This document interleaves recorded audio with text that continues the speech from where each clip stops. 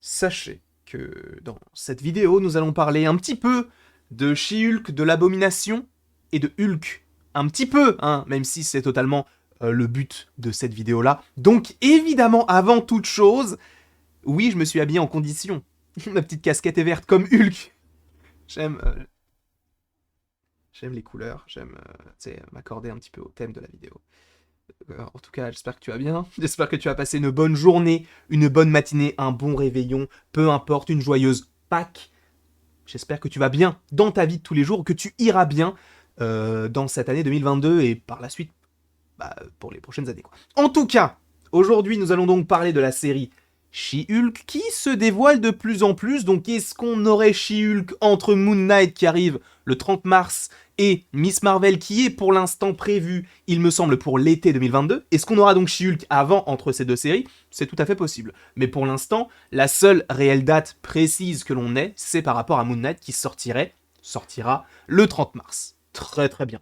Donc en termes de série, She-Hulk devrait arriver de toute façon en 2022. Évidemment, si tu ne veux rien savoir par rapport à cette série et par rapport à ce personnage de l'Abomination, quitte la vidéo de suite parce que je vais te spoiler, et notamment des films dans lesquels il est peut-être apparu. Donc, faites attention à tout cela, là vous êtes prévenus. Donc on va parler un petit peu de She-Hulk parce qu'en fait l'acteur qui joue l'Abomination déjà dans l'incroyable Hulk en 2008 de Louis Leterrier, parce que oui, il faut savoir que il y a un film du MCU, en tout cas qui fait partie, pas vraiment, mais un petit peu quand même, mais ce film, l'incroyable Hulk, est le seul film pour l'instant qui a été réalisé dans le MCU par un Français.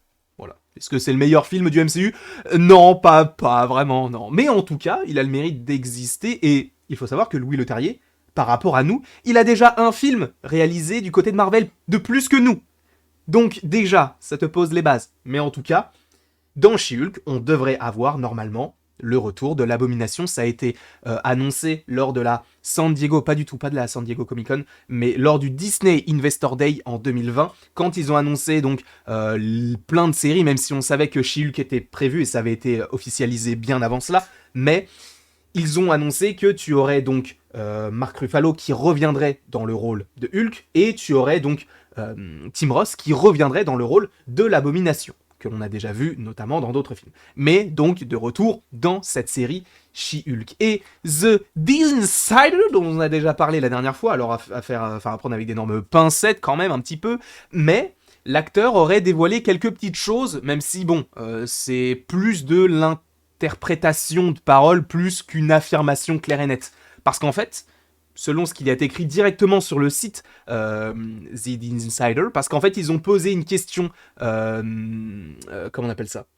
Et en fait, ils ont fait une interview avec Tim Roth, une interview qui a été réalisée par Dempsey Pilot. Alors malheureusement, attendez, je clique parce que là je viens de découvrir le truc, mais bon, en gros ils ont interviewé l'acteur, et quand on lui a demandé s'il retrouverait sa forme physique dans le MCU, donc en tant que Emil Blonsky, ce personnage-là, il a répondu « Oh ouais !» Oh ouais. Alors, tu vas me dire, Landry, cette information, elle est très cool, mais on s'en bat les couilles totalement. C'est tout à fait possible. Et honnêtement, si tu t'en fous, j'en suis confus. Mais moi, ça me donne des idées par rapport à ce que l'on a pu voir par ailleurs déjà par rapport à cette série She-Hulk. Parce que vous le savez, ou peut-être pas, mais lors du dernier événement de Disney+, je crois que c'était le Disney Plus Day, en fait, tu as eu l'annonce de différents programmes qui allaient arriver sur Disney+, que ce soit X-Men 97, Agatha House of Harkness ou Echo, etc. Ils ont donné plus de choses, et notamment des visuels par rapport à Moon Knight, She-Hulk et Miss Marvel, même si on avait plus de visuels sur Moon Knight et She-Hulk. Et sur She-Hulk, déjà, on avait l'aperçu de son costume. On suppose que ça va se ressembler un petit peu à ce qu'on pouvait trouver dans la série WandaVision par rapport à la sitcom. En tout cas, ça va être assez intéressant parce que le personnage brise le quatrième mur. Donc à voir comment est-ce qu'ils vont réaliser ça dans une série. Ça va être assez intéressant de briser le quatrième mur tout en gardant une cohérence dans le MCU. Donc à voir comment tout cela pourrait se dérouler. Mais de toute façon, on a un aperçu clair de ce qu'il y aura dans la série. cette image-là, et c'est sur celle-ci qu'on va s'attarder un petit peu. Pourquoi ? Parce que juste en dessous, là, on a Tatiana Maslany, alias She-Hulk, évidemment, et de l'autre côté, là-bas, on a Hulk. Alors, on a déjà fait la vidéo en rapport avec la temporalité de cette série She-Hulk, parce qu'en fait, pour l'instant, on suppose que cela se déroule juste après Avengers Endgame, et juste avant le film, et je vous ai dit, attention, spoiler, donc tant pis pour vous, le film Shang-Chi. Parce que dans le film Shang-Chi, déjà, on a l'Abomination, donc c'est clair et net que ça a un lien avec la série She-Hulk, alors que, quand ça a été annoncé, jamais personne n'aurait pu se dire « Shang-Chi, ça sent bon pour She-Hulk, teasing et tout ». Personne n'aurait pu le dire.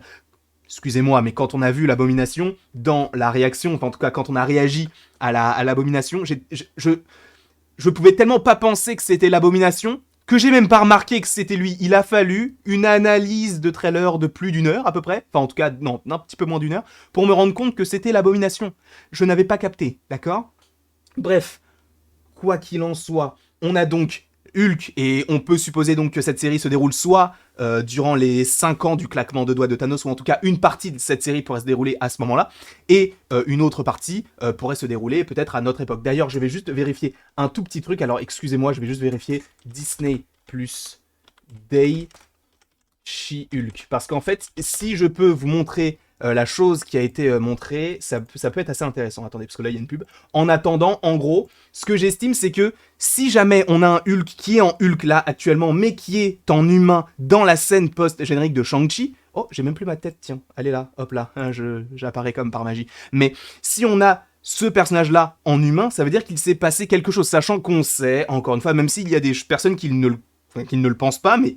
Encore une fois, sachez qu'il y a des indices qui te laissent penser que Shang-Chi se passe après Avengers Endgame, parce qu'on a donc Bruce Banner qui a tout simplement une sorte de plâtre au niveau de son... Tu sais, il a un truc qui peut maintenir son bras, parce que dans Endgame, il claque des doigts. Cependant, là, il a pas de truc qui fait claquer des doigts. Donc on peut supposer qu'en fait, ça se passe pas après Endgame, mais cette scène-là se déroule avant qu'il claque des doigts. C'est vrai que ça, on en avait déjà parlé, mais attendez, moi, ce qui m'intéresse, c'est pas ça, c'est merde. Je me suis trompé. C'était bien ça, hop là. C'était la dernière image qui m'intéressait parce que nous avions... Voilà, c'était ça. Je vais vous montrer ça de suite, comme ça. On est comme ça sur la chaîne, ne vous inquiétez pas, c'est tout à fait normal.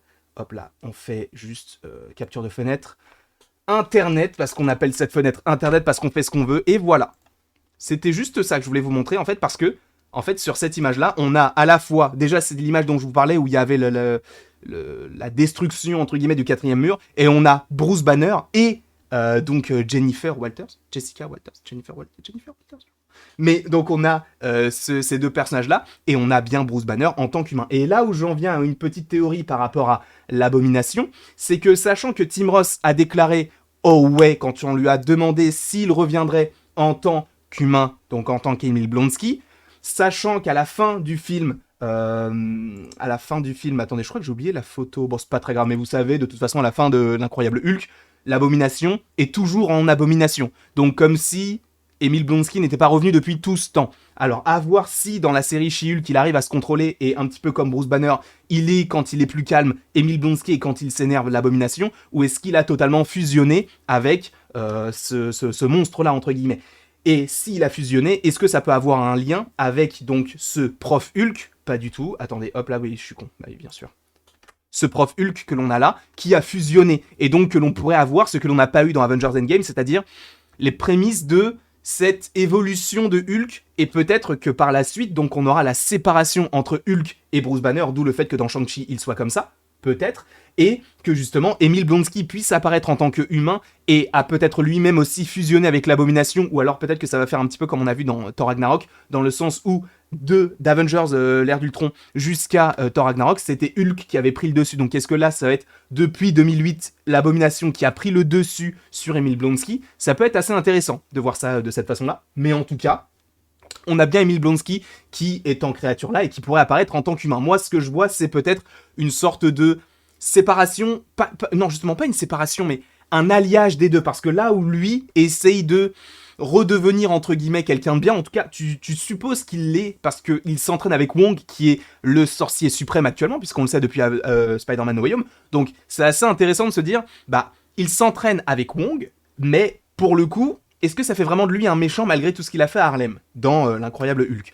Supposément, oui. Est-ce que c'était Harlem ou c'était pas un autre quartier de New York? Bon, c'est pas très grave. En tout cas, ça se passait à New York.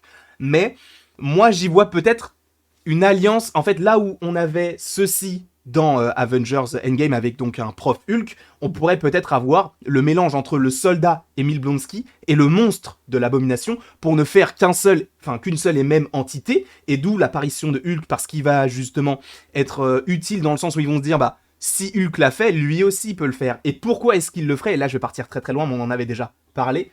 Valentina Allegra Desfontaines, les Thunderbolts, quoi?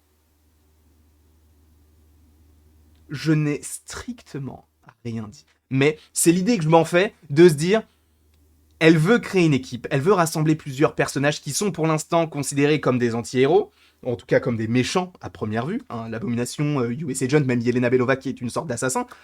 Donc, on peut imaginer tout cela et donc avoir peut-être une combinaison entre Emile Blonsky et donc ce personnage de l'abomination pour qu'il ne fasse qu'un. En tout cas, j'aimerais beaucoup que ça se déroule comme ça, après à voir comment ça pourrait se dérouler. Évidemment, je ne dis pas que ça va arriver, mais que ça peut arriver, ce n'est qu'une théorie. Donc faisons attention à tout ce que l'on entend par ailleurs. Mais en tout cas, sachez que l'acteur a dit oui. Donc ça sent bon quand même pour le revoir lui. Après, tout ce que je vous ai dit dans cette vidéo-là, ça sort de mon esprit, donc peut-être que ça ne veut pas dire qu'on verra ça dans la série, mais c'est juste que j'imagine par rapport à son simple oui. Vous voyez de quoi on part pour faire une vidéo de près de 12 minutes? Ça va très très loin. En tout cas, j'espère que cette vidéo vous aura plu, j'espère que vous avez passé un bon petit moment en ma compagnie. Personnellement, je vais jouer à FIFA, parce que là, il y a ma manette. Elle est toujours allumée, sachez-le, parce que en fait, quand j'ai vu ça, j'étais en train de jouer à FIFA. Donc je vais arrêter la vidéo tout de suite, je vais faire la miniature. Et il ne me reste du coup plus qu'à vous dire, abonnez-vous, si vous en avez envie, évidemment. Aimez, partagez et commentez si vous en avez envie, vous n'êtes absolument pas obligé de le faire. Et il ne me reste donc plus qu'à vous dire, à la prochaine, pour la prochaine.